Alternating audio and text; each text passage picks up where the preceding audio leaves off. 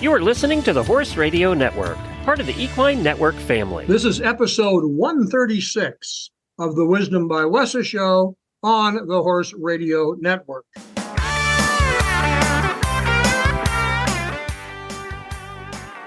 This is Mike Donnell. I'm Casey Wilbanks. And this is Sofia Aguila. Welcome back to Wisdom by Wessa on the Horse Radio Network, part of the Equine Network family. This podcast is brought to you by the Western and English Sales Association, WESA, which provides the world's largest trade events for retailers, manufacturers, and sales representatives of the equestrian industry.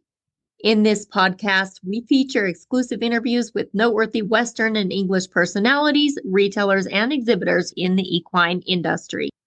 We are finally reunited again after a long break. Sophia, how was the August WESA trade show from your perspective? It was so much fun as always. And speaking of reuniting, we loved seeing everybody come together again since the January WESA trade show. And we had lots to catch up on in terms of new products and new trends, new ideas, and so much more. So it was really a great show. What is one of those standout trends of products from the August WESA trade show? Well, in August, we have an award for that, and it's the Most Innovative Product Award. So buyers use the WESA Trade Show app to vote for something that's new, unique, and innovative. And this year, the Hat Harness team won. They created a harness for your luggage or backpack to hold your hat while traveling, so you don't have to stack them on your hat or bring a giant can. And they will actually be on our podcast soon, so they will be able to tell us more about it. When speaking of just attendance, what highlight can you share with us? We had a lot more international retailers at this August show than we previously did, and a lot of countries are represented. So, of course, we'd love to see that growth. For years, Mike Moore bought custom hats. Then, in the early 1990s, he decided to try his hand at making his own. People liked them so much, they actually bought them right off his head. Gradually, his business expanded from his kitchen table to his garage to his own retail store and hat-making operation. Today, people come throughout the country to order custom hats from Mike or visit the store and find one they like. Never content, Mike expanded his business and began producing hat-making equipment, which is actually purchased by other well-known hat companies. And soon he's going to introduce a brand new product, Buckaroo Cowboy Ear Warmers, which, as the name describes, are ear warmers that can be worn on the inside of any hat with a hat band. Mike's here with us today. Mike Moore, welcome to the Wisdom by Wessa show. Thank you for inviting me. Mike and I had a conversation a few days ago. Interesting story, interesting business. No one can tell it like he does. I'm going to just start off the show, Mike, by having you take us back a little before the early 1990s when you used to spend your money buying custom hats and somehow decided that you could do it as well, if not better, and bring us, a synopsis up to where we are today. All right. Well, thank you. Back in the 70s and early 80s, I was working overseas in oil fields, and I was having a lot of custom boots and hats made. And as time moved forward, I'm always been kind of a talented person and sort of look outside the box. And I thought, I believe I can make a hat. And basically, I self-taught myself how to make hats. And I have now since trained about 18 other people how to make hats. And I know 15 to 16 of them have opened up very, very successful hat shops across the United States by taking some training from me and taking some advice that I have given them and from some hard licks of trial and error. But I'm the kind of person that there's two kind of people in this world. There are those that are doers and those that are followers. And I'm not a follower, I'm a doer. So tell us the stories about when you started to make your own hats. Okay. That was a very comical situation on the very first get-go. I really didn't understand the concept because the hatting industry is a very tight-lipped organization. But since that time, I've become great friends with a lot of great hatters who I've looked up to, and they look up to me now. But I was trying to make them here at the house. I didn't quite understand the sizing of a hat, of what size you wore, what size you had to do. And I never will forget the first one that I made for myself. I wore a 7¼ round oval, and I made a hat 7¼ I crudely sewed a sweatband in, put it on my head. About 2 days later, after I finished it, which took me about 2 days to make, it just sat on the top of my head. I looked like a comical clown. I did another one, the same thing happened. And I asked the gentleman at the hat body plant what I was doing wrong. And he said, "You're supposed to go up one size, Mike, when you're making a hat like that." And I go, "Oh." So the third one that I made, I pulled it on a 7¾ block, and it fit me perfect. And then I just started buying tools and hat flanges and blocks and equipment, and I never looked back. And I'm very glad that I kind of self-taught myself, because I think it's made me a very wonderful hatter. And my hat shop and my store is all combined into one. And it's just been a very remarkable journey for me over these 27 to 28 years. Well, as I understand it, you started on your kitchen table and then you moved to your garage. And from Correct. there you moved to your own building. That's and correct. Gradually now you make hats and you sell hats but tell us, you also decided you know how to make hat making equipment. That's Give us correct. a little about that. Yeah, it's in the industry. There is the machinery hasn't been built in many, many, many years. A lot of the critical things that were built were melted down, especially the brass finger blockers that are very rare to hatters and hat factories. A lot of them were melted down during the war effort of World War II for the brass and just vanished. Well, I took it upon myself. I started making what we call a plater. And from the plater, we started making a tabletop crown iron. From that, we started making some tools, hand tools, puller down, pushers downs, and so forth. And I have probably sold, there's some big name hatters out there. There's a hat factory that has got my platers that they use. Probably 25 different hatters across the United States are using the plater that I've designed. It works off of 115 volts and pneumatic air, basically an air compressor that you can buy at any hardware store like Home Depot or Lowe's, and plug it in and hit the button, and up it comes and down the pressure goes. So you've got a design strength. You've got a fashion strength, if we'll call it that, to design hats. You've got an engineering strength that tells you how not only to make hats, but how to make hat making equipment. And I want to bring it up because it kind of rounds out the story. And then I want Casey to chat a little bit. But you're about to introduce yet another product. Yes, I am. I call it a WIP, a work improvement process. There's ways to improve everything, from the way we do business, the way we make things, Well, a lot of the people I make hats for, and they're in the cold elements in the wintertime, taking care of their cattle, their horses, calving when it's very cold and windy. And I've kind of taken upon myself, and I've applied for a patent, which is pending right now. I've got the paperwork on that. It is ear warmers that will fold in and go inside any Western hat that has a leather sweatband or a man-made leather sweatband. Doesn't take up any room in your head size. It goes in seconds, and you can pull it out. But when you put it in and pull it on down and hook it underneath your chin, your ears are nice and warm, your face is warm, and that hat will not blow off of your head. Well, it sounds like it's going to be a success in the cold weather, I would hope. Mike, I got to tell you, fashion is not my strength. That's why one of the reasons why Casey is my partner here. She's been looking through the website. She wears a lot more Western hats than I do. I'm going to turn the show over to her for a little bit and let the two of you chat about the creative side of your business. All right. Thank you. Well, technically, I don't feel like I fit in the show. It's like the Mike and Mike show today. But anyways, I guess part of being fashionable is keeping your hat nice. I know that's a big part. I've read about it on your website, and I think it's very important. Somebody's not just buying a product from you, but they're learning to maintain it, keep it Correct. looking sharp for a very long time. Can you talk about that process? Yes, when we make a hat for a customer, whether they're a walk-in or it's shipped off, the critical thing is not to abuse your hat. The hats that we make and that from some of the great factories that are made, they're wonderful hats. You cannot beat a pure beaver hat because they're in the water constantly. But when you get a hat soaking wet, the best thing to do is to let it dry on its own. Take the sweatband and fold it out and kind of let the hat set on the sweatband and let it air dry.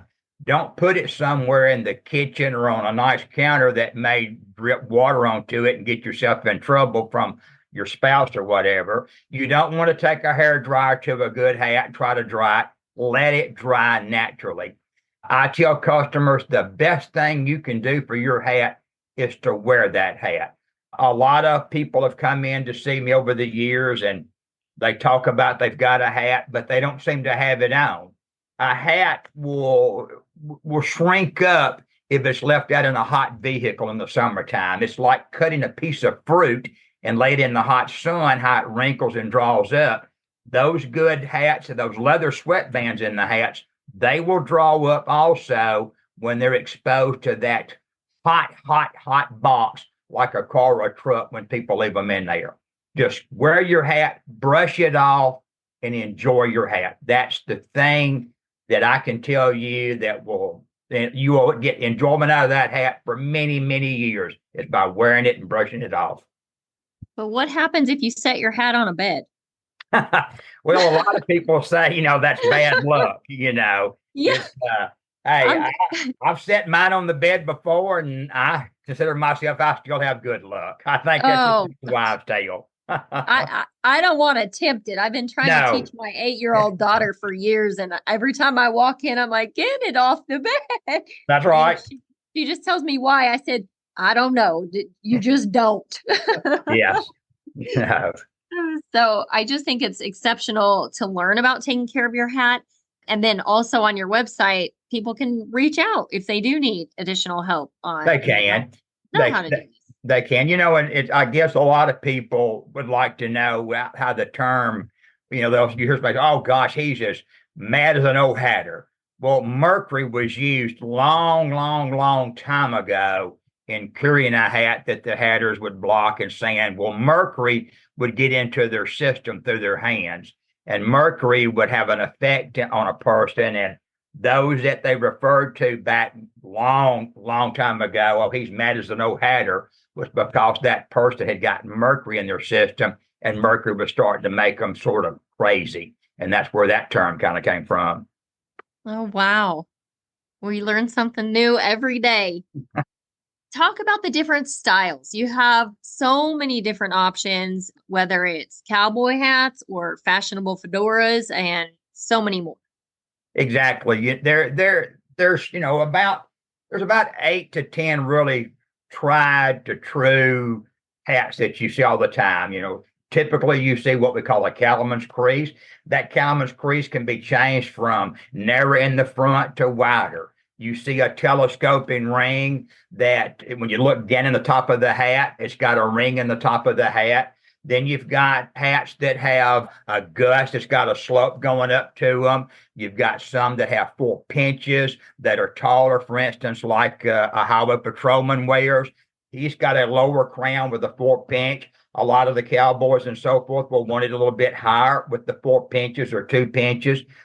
I can see a gentleman or a lady when I'm in, say, Las Vegas during the NFR walking around and can almost determine what part of the United States they are from just by the style of the majority of them's hats, because we all seem to have in our regions where we live at and grow up at, we seem to wear pretty much the same style hats in those geographical areas. West Texas wears a real wide front brim hat. Yeah. Keep that sun off, keep the weather off. That's right. And so many different options as well. Colors. Talk about all the colors you offer. Okay, the colors currently right now from our hat body manufacturer, we've got about 20 different colors. The predominant colors that when I look at my sales and what I have on the wall and so forth, black, silver belly, natural, that's about the way they stack up. Then I see a color called pecan coming into play pretty hot and heavy now, and bone. Those 4 to 5 colors probably honestly make up at least 75% of the colors that I make and sell day in and day out. What about the style called Hell on Wheels? I have to ask. Okay, the Hell on Wheels hat, we do some very remarkable correct hats for that. That hat, when you look at that gentleman, that crown on that hat is a little bit different crown. You will notice that kind of tapers inward a little bit. It's a flat top crown. The brim is going to be about 4 1/4 inches tall, and the difference between it and a flat top hat, a flat top will be a lot taller, and it'll be typically all the way the same height, all the way up, and won't have a little flare. A pale rider hat is another variation which will come up and flare outward at the top, which that is a puzzle block.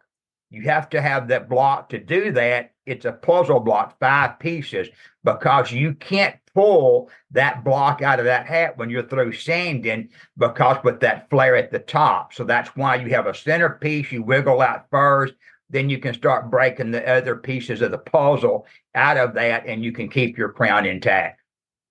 I think we need to get Mike, my co-host here, in one of those Hell on Wheels. It's hey, we make a lot of those, and they look really good. And we even do the correct leather hat band that's got the twisted leather, just like was used in the movie set. Oh yes, he wants the one that's used in the movies. And we'll even distress it too for him. Mike, this is a great conversation. I do have a question though. I mean, I looked at the website, I saw this stuff. How long does it take, start to finish, to make a hat? Or Okay. do you kind of put them in an assembly? Describe the process, because I don't think most people know. Now we've talked about the end product. I just want to chat a little bit about how long it takes for a hat to become a hat. Okay. And every customer that comes into the store, they are absolutely amazed when we take them through that process and tell them. It is every bit from start to finish, roughly 8 hours. Now, we really don't make one from start to finish if you give me the order for that hat today and da. What we try to do is utilize the equipment, the blocking, the platers. We may do 4 or 5 more hats that is your size, but different styles. But we're using the platers instead of having to change plates constantly. We're trying to utilize the energy. But another thing that people miss out, the beaver fur that is used in our hats, all that beaver fur, that beaver is captured in North America, all of it. It's not coming from South America. It's not coming from where. It is all captured here in North America. It is then sheared. It's cleaned up. The hat body plant will make a crude looking body. It is then shrunken down. We buy the body and spend about roughly 8 hours. The time I block that hat to let it set for a couple hours to dry from my finger blocker, to the sanding of it with about 4 to 5 different grits of sandpaper, then ironing that hat with a crown iron. We want now to get that hat body to slick and holding true to that shape and that crown. Once that's accomplished, we pull the block out of the hat, and we then take the hat to a plating machine, which if you don't have a plating machine, you have, or a finger blocker, your brim will be real wavy like a cornfield row.